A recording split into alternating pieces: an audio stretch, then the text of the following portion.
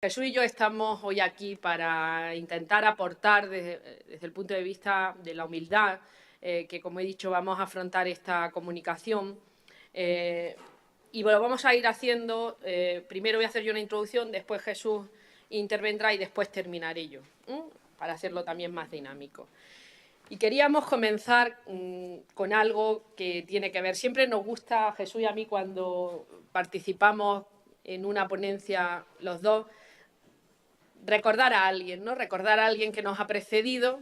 Lo hicimos con Oleg Grabar en su momento cuando explicábamos una primera aproximación a la Fuente de los Leones después de la restauración. Y hoy queremos hacerlo a Cesare Brandi. Muchos de ustedes lo conocerán. Cesare Brandi, padre de la moderna teoría de la restauración, bajo su dictados y sobre todo sus responsabilidades en el Instituto del Restauro de Roma. Se hizo la Carta del Restauro del 72, que constituyó un enorme avance en los criterios. Y hoy lo hemos querido traer aquí porque Cesare Brandi, al que ahora después me referiré también en otras de sus valoraciones, hablaba de que todo proceso de conservación, referido al patrimonio, debía venir precedido de un proceso de conocimiento. Él hablaba también de reconocimiento, ¿no? La palabra, no solo el conocimiento, sino el reconocimiento. Y se refería a que las obras de arte, en la medida en que son patrimonio, tenían dos instancias, la instancia estética y la instancia histórica. Ambas instancias, por tanto, son elementos caracterizadores del patrimonio, cualquier tipo de patrimonio, y ambas han tenido registros que han dejado en evidencia esas dos instancias. Para poder intervenir, conservar el patrimonio, deben de estar muy presentes esas dos instancias, no solo la estética, sino también la histórica. Y nosotros añadimos, además de Cesare Brandi, es una idea que compartimos, y es que los procesos de conservación del patrimonio no solo deben de estar precedidos de esos procesos de reconocimiento o de conocimiento, de investigación, sino que el propio proceso en sí genera un conocimiento, genera registros que deben de ser organizados desde el primer momento en que el que se interviene y luego convenientemente ordenados y depositados en aquellos lugares donde las instituciones tienen esa función, como es el caso de la Alhambra que veremos hoy aquí. Por lo tanto, transferencia de conocimiento, tanto en la investigación previa, en la investigación que se realiza en el día a día y, en última instancia, algo que tiene que ver con la consideración social del patrimonio, porque si el patrimonio es algo, es un constructo cultural y, por lo tanto, un hecho social que no solamente debe garantizarse la puesta a disposición del público, sino también el informar, el comunicar los valores de los que es inherente estos bienes culturales. Por lo tanto, el registro de la comunicación al que antes me refería. Y dicho esto, vamos a entrar ya de lleno en la Alhambra. A la Alhambra se puede aproximarse desde esas múltiples disciplinas que Esther Cruces decía aquí, ¿no? Nosotros vamos a hacerlo desde nuestra condición de historiadores, aunque bueno, también manejaremos algunos ámbitos, algunas disciplinas de la historia, como es la propia arqueología, el registro material y la propia reflexión desde la gestión del patrimonio. En esa cualidad estética que la Alhambra arrastra prácticamente desde la crítica romántica, existen testimonios muy anteriores. Yo diría que desde el momento en el que la Alhambra pasa de ser una ciudad palatina, nazarí, sede de un Estado, a ser una residencia periférica de la corona española, o castellana en principio. Como digo, desde el primer momento se tiene constancia, según las últimas investigaciones, que casi al cuarto día de tomar posesión los reyes católicos de esta ciudadela, existen ya instrucciones para conservar, para mantener muchos de los elementos que se encontraron los reyes católicos en un estado, pues a veces dicen los documentos, deteriorado. En tiempos de guerra es difícil tener prioridades para la estética y la conservación, era lógico.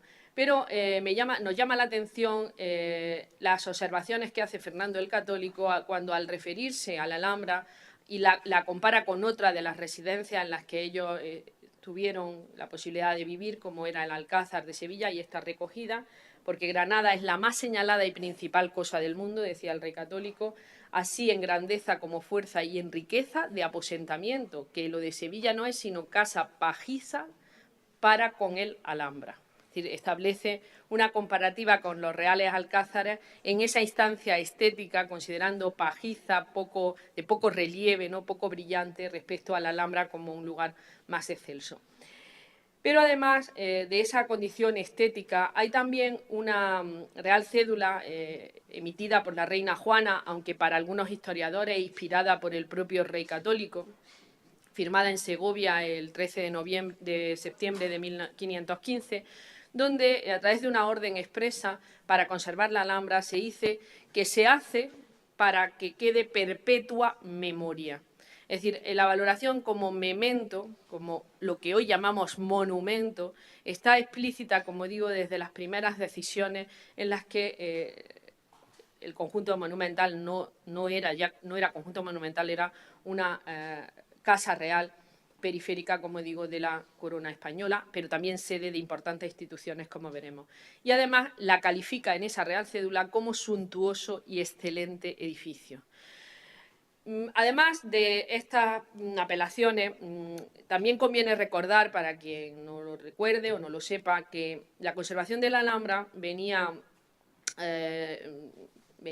establecida a partir de la creación de unos impuestos que gravaban a la población morisca y que hábilmente los reyes católicos establecieron para, de algún modo, seguir manteniendo ese vínculo, ese elemento identitario de una sociedad, de una cultura, que además no costaría dinero a la corona porque lo gravaban con ese impuesto y que a su vez estaba destinado a las obras que se promovían en la Casa Real. Después, pasados los años, cuando empezó a comenzarse a construir este palacio donde estamos, ese impuesto se ensanchó, es decir, se amplió, y por lo tanto, cuando ese impuesto por la expulsión de los moriscos deja de recaudarse, también cesaron las obras de construcción en este palacio que quedó inacabado. Son datos que nos lo proporcionan los archivos. Y en esta valoración patrimonial, que de un modo muy sucinto, y pido disculpas por ello, estamos realizando aquí, el hecho patrimonial tiene siempre un origen. La Alhambra lo tuvo, y aunque algunos pueden hablar de restos arqueológicos del siglo IX, incluso del XI, que necesitan ser estudiados con mayor ahínco, la realidad es que como ciudad-palacio, como sede de ese Estado, tiene lugar en el siglo XIII.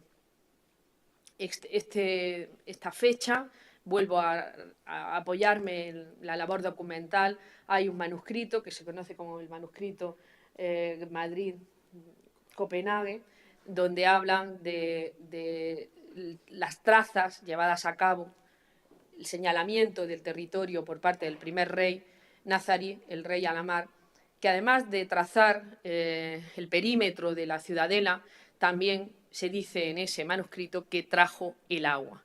Luego, el hecho fundacional de la Alhambra tiene que ver con algo tan importante para la cultura islámica como es el suministro de agua, pero también con la realidad histórica y política de un nuevo tiempo dentro de ese tránsito hacia la edad moderna, que es esa edad media islámica, ese reino ya en las postrimerías de lo que había sido un tiempo más esplendoroso comenzado en España con el califato. En este caso, la sede de la Alhambra no es solo una sede palatina, sino que es la sede de un Estado, por lo tanto es una ciudad con unas trazas urbanas que han ido poco a poco incorporándose a su valoración, puesto que, como digo, la valoración en primera instancia fue estética. Pero esta imagen nos devuelve a un origen previo, a una situación de partida donde el reino cirí de Granada, lo que quedaba de él, de sus habitantes, después de invasiones de almohades y almorávides y de administraciones por parte de esos otros dos tiempos, tienen que ver en esas terceras taifas, llamadas así por la profesora Viguera, María Jesús Viguera, el rey el primer rey de la dinastía, el rey Alamar, Muhammad I, oriundo de Arjona, se instala después de apoyar y defender a los habitantes de la ciudad, es aclamado rey, monarca, y se instala en la Alcazaba Kadima, junto a las murallas ciríes que están en primer término. Por tanto, una primera aproximación a la ciudadela de la Alhambra nos pone en esa referencia histórica de su origen, un origen para una nueva dinastía que necesitaba reconocerse en un territorio diferente, en un espacio en el que, por un lado, por su ubicación y, por otro lado, por la consideración del poder en ese tiempo, necesariamente tenía que tener esa distancia y esa altura. En el emplazamiento, por tanto, hoy de la propia Alhambra como un hecho cultural, como un patrimonio cultural, está presente la orografía. Y creo que esta imagen es muy explícita. Tenemos la famosa estribación de la Sierra de la Sabica, donde, como una conurbación de toda Sierra Nevada, el Valle del Darro ciñe un gran zócalo en cuyo extremo más próximo a lo urbano y en su confluencia con el río Genil, que ahora veremos, está esa colina, una colina donde, como a modo de diadema, que decían también los poetas, corona de rubíes la ciudad. Digo también porque la Alhambra tiene esa instancia poética y de poesía, ¿no? de estética, ¿no? de valoración estética. Un hecho, el del territorio, que sin duda le marca y le da una significación integradora, que sin duda pues, está muy relacionada con el agua, con el río Darro, del que toma las aguas, y del río Genil, donde también había propiedades que suministraban a la despensa de la corona y que, como os decía antes, el manuscrito de Madrid-Copenhague hablaba de traer el agua, de construcción de una presa que todavía sigue existiendo, que probablemente en su sustrato siga manteniendo los tapiales nazaríes, y la arteria que crearon, la acequia real, una acequia que permitió poder llevar el agua hacia cotas diferentes, cotas más altas, y que poco a poco se hizo también más sofisticada, creando un sistema hidráulico muy interesante y que constituye un eje vertebrador de la investigación arqueológica de la Alhambra.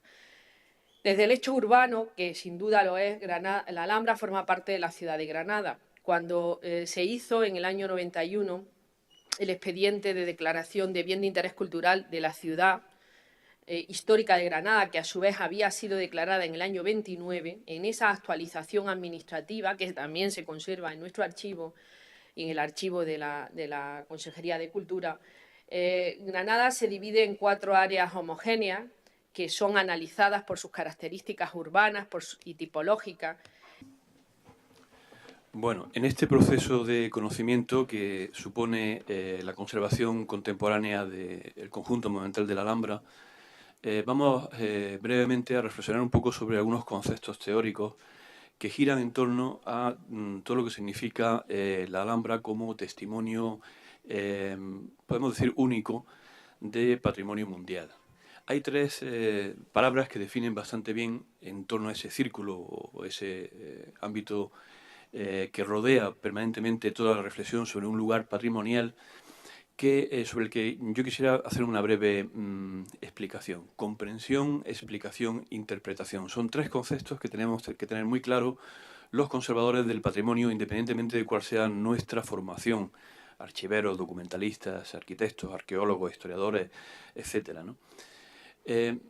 Cuando cualquier profesional del patrimonio se dedica a su trabajo diariamente, vive inmerso en un eje, en un círculo que a veces lo consideramos un círculo vicioso, en el cual hay como 2 fuerzas tremendas que tenemos que armonizar.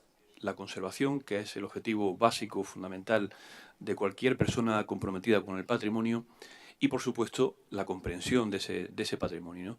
No se puede conservar si no se comprende. Recientemente, siguiendo un poco la frase de Cesare Brandi, que María del Mar antes ha citado, el profesor Antonio Malpica, en un curso, decía que sin arqueología no hay conocimiento y sin conocimiento no hay conservación. Son conceptos que tenemos que tener muy claros. He dicho lo de arqueología porque la parte principal de mi reflexión dentro de nuestra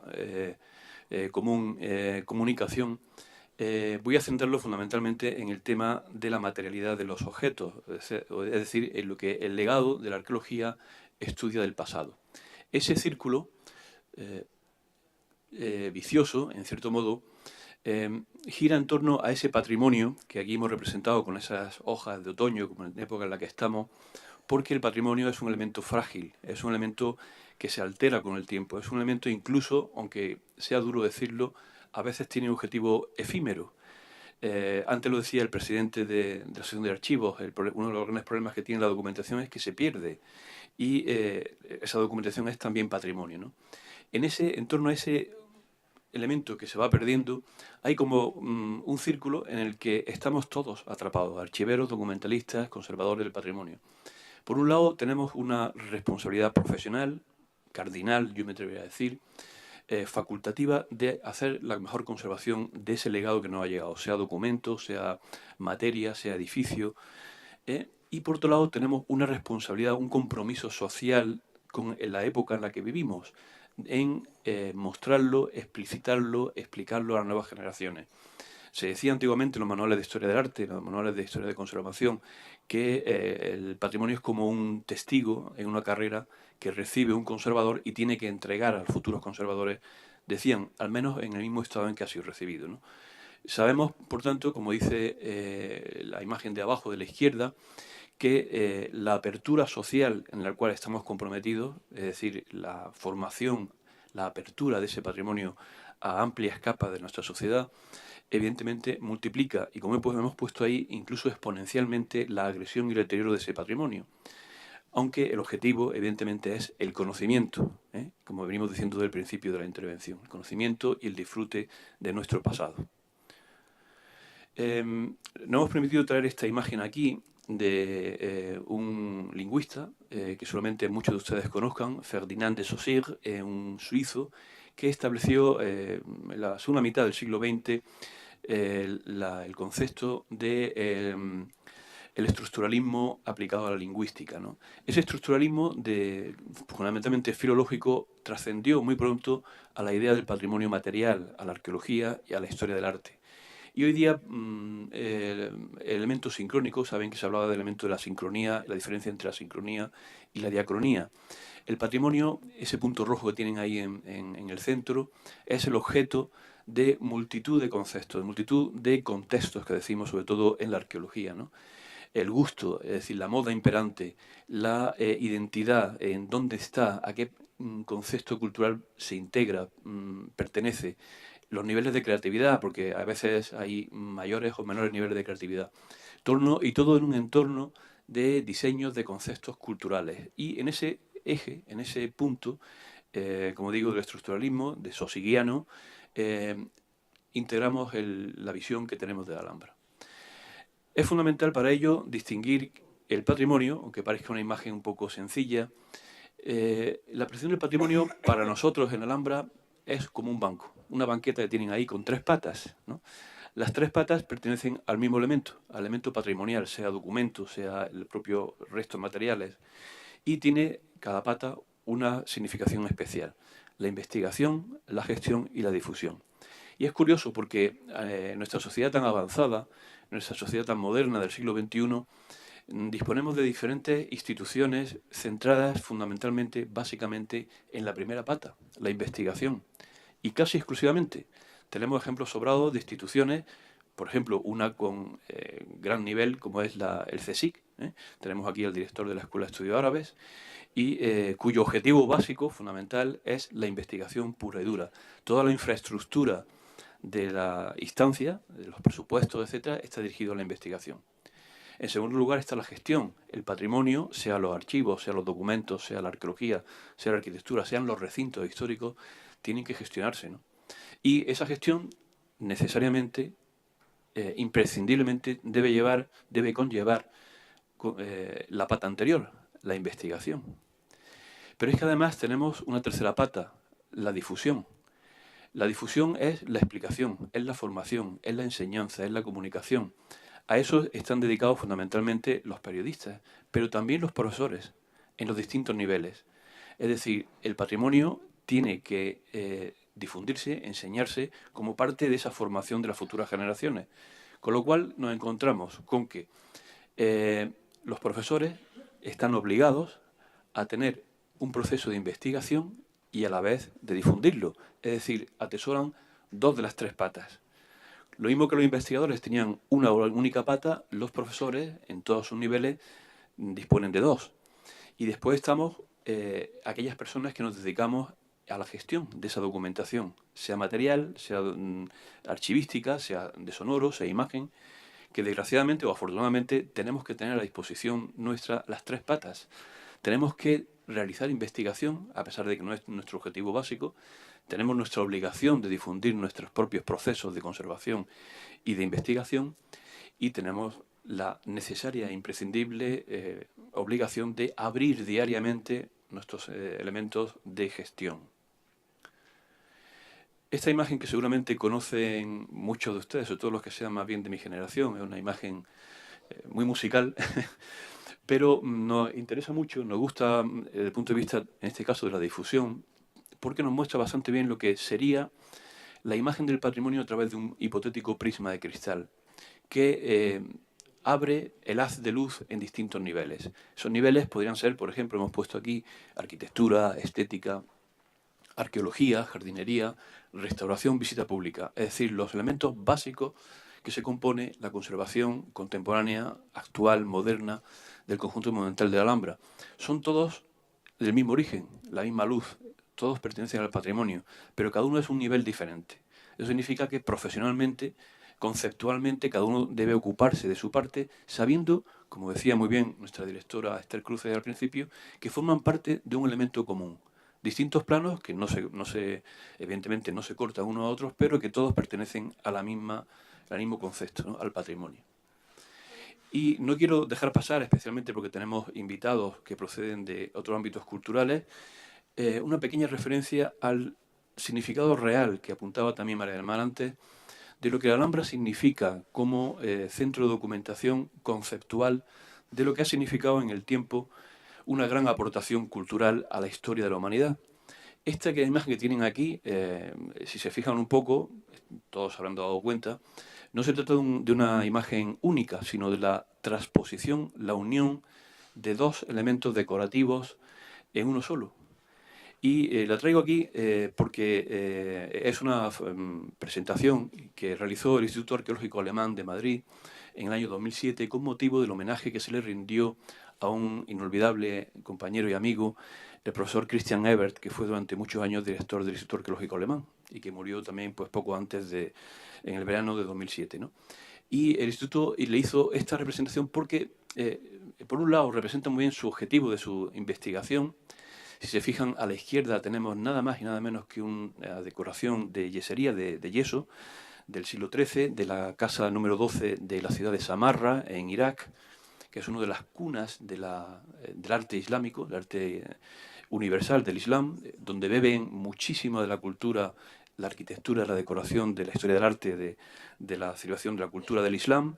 Y a la derecha tenemos un detalle de la casa, el cortijo del alcalde que está en Córdoba, un elemento decorativo que, trascendiendo las cronologías, trascendiendo los espacios geográficos, estamos hablando de los dos extremos del Mediterráneo, trascendiendo incluso los conceptos estéticos, tanto en un lugar como en otro, si los casamos nos da lugar a ver este entendimiento entre el Mashriq y el Magrib, es decir, Oriente y Occidente. Y eso lo vemos en Al-Ándalus, lo vemos en nuestro ámbito geográfico, en nuestro territorio, del cual la Alhambra es precisamente uno de sus representantes más genuinos. Evidentemente, en el tema material, cuando preparábamos esta pequeña conferencia, comentábamos una tendencia que actualmente hay en ciertos ámbitos, sobre todo universitarios, ¿no? En volver un poco al origen de las pugnas intelectuales entre el mundo de la arquitectura, el mundo de la arqueología, incluso el mundo de la historia del arte, especialmente la historia del arte hoy día, ¿no? Porque da la sensación de que, como decía antes en la frase que publicaba el profesor Malpica, la arqueología es todo, es decir, es el que estudia la base, el material, ¿no? Los documentos son también materialidad, ¿eh? Los documentos te informan de esa materialidad. Aquí tenemos un ejemplo en dos miniaturas. Una miniatura contemporánea de Alhambra, la de arriba, muy lejana en la geografía, en Herat concretamente, en Persia, y abajo otra que se encuentra en la biblioteca, en la Indian Library de Londres, donde es una copia de mediados del siglo XIX, donde aparecen los obreros que están construyendo elementos arquitectónicos cuyas materiales de construcción, cuyas funcionalidades, digamos, operativas, coinciden exactamente con lo que la Alhambra puede mostrar hoy día en ese aspecto material. Pero si nos fijamos a la derecha, les hemos traído aquí esta imagen, que es un folio, que es muy conocido entre todos ustedes, los archiveros, es un folio del texto original de las capitulaciones de la ciudad de Granada, que se encuentra en el archivo de Simancas y que hemos tenido aquí hace poco en la exposición del Milenio de Granada, ¿no? Donde, si se fijan, tenemos los textos del castellano clásico y abajo el texto en árabe, escrito en ese acuerdo documental. Es decir, el documento trasciende a la historia. El documento documenta, valga la redundancia, un momento preciso de la historia, un momento fundamental en el cual su lectura, su interpretación, junto con lo que los elementos documentales más formales, como pueden ser los grabados, nos sirven para elaborar ese documento que tienen en el centro, que está sacado de un manual de arquitectura técnica, de los que se distribuyen hoy día en la Facultad de Arquitectura Técnica de Aparejadores, ¿no? Y que nos muestra precisamente, en base a la integración de documentos, experiencia, conocimiento, lo que la materialidad de un objeto, como es el caso de una torre, por ejemplo, como la que tienen ahí arriba de la Alhambra, lo que significa de conocimiento y ese conocimiento trasladarlo a las futuras generaciones.